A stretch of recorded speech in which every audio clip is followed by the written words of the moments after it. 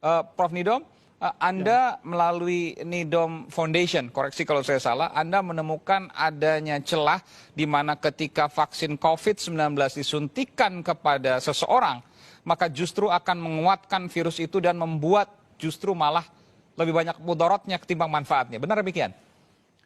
Begini Mas, jadi kaidah umum bahwa suatu penyakit atau wabah disebabkan oleh virus, biasanya intervensinya adalah dengan vaksin. Itu sudah teori dasar terhadap intervensi dari wabah suatu penyakit. Tetapi ada beberapa hal yang perlu dicermati, bahwa pertama, wabah pandemik ini, pandemik COVID-19 ini belum ada literaturnya. Baik itu vaksin yang sudah dibuat, itu 50% bisa berhasil, 50% bisa gagal. Artinya karena tidak ada reference. Nah, kemudian yang kedua, bahwa saudara sepupunya COVID-19 ini, yaitu SARS, sampai sekarang belum berhasil dibuat vaksin. Padahal salah satu pembuat vaksin itu adalah salah satu di antara produsen yang akan kita import ini. SARS sudah 12 tahun ya, betul? Ya, selama 12 tahun belum ada informasi tentang virus SARS. Padahal sudah dibuat vaksinnya sejak 12 tahun lalu. Dicoba untuk dibuat vaksinnya, sampai saat ini gagal. tidak berhasil. Ternyata gagal sampai di uji preklinis, di mana terjadi kerusakan pada hewan makaka. Yang kedua, saya amati di dalam laporan yang dibuat oleh industri vaksin yang dari Cina itu, yaitu terutama pada aspek preklinis, yaitu dilakukan pada makaka, pada monyet, rhesus. Kemudian dari situ hasilnya itu kayak ada sedikit tanda tanya buat kami sebagai peneliti, bahwa kenapa di monyet itu 3 kali dosis, kemudian dia tidak mengungkapkan kejadian-kejadian seperti seperti pada SARS. Apakah memang virus ini berbeda jauh dengan virus SARS, atau ada sesuatu yang memang agak kurang di dalam riset-riset preklinisnya? Maksudnya gimana kalau disuntikan kepada monyet untuk COVID-19 ini, vaksinnya, apa yang terjadi? Dikatakan di situ bahwa tidak ada efek ADE. Yang kami khawatirkan itu. ADE ini adalah efek negatif yang muncul ketika kemudian masuk vaksin. Apa yang terjadi? Efek ADE itu merupakan suatu strategi dari virus untuk menghindari jebakan antibodi dari vaksin atau dari infeksi alam. Nah, dia bisa memutar masuk ke dalam sel yang lain, reseptor yang lain. Nah, ini memang bukan di COVID, karena memang belum terjadi pada manusia, kan?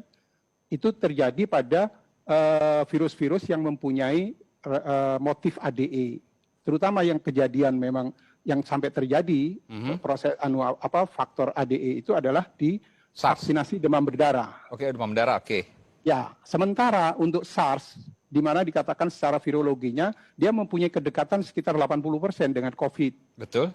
Nah, itu pada waktu dilakukan uji preklinis pada monyet, terjadi kerusakan yang parah di paru-parunya. ADE berarti itu ya?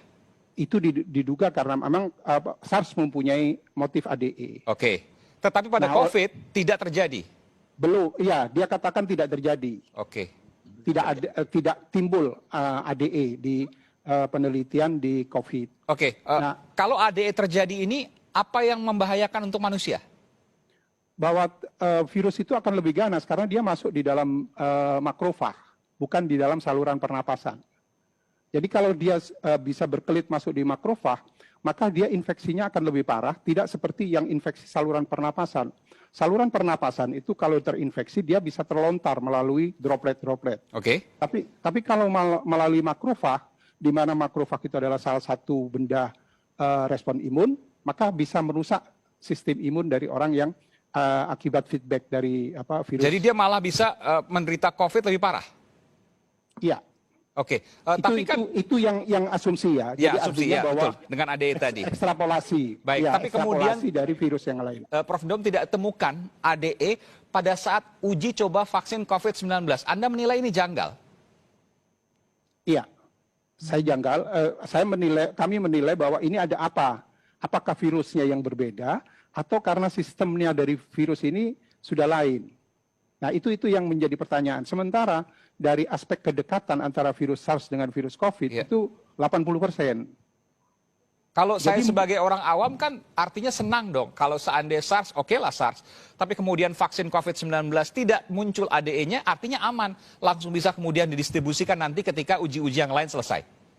Nah, itu kalau sudah memang betul-betul diuji, katakanlah Indonesia mengimpor tapi jangan kehilangan data dasar.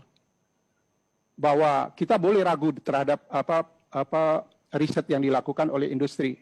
Oke. Tapi kita sebagai negara untuk yang menerima vaksinasi itu perlu mengulang lagi misalkan dengan model hewan yang sama, terus kemudian reaksi apa yang terjadi. Sebagai contoh saya sampaikan bahwa antara MERS dengan SARS itu kan juga punya kedekatan. Dia mempunyai efek ADE.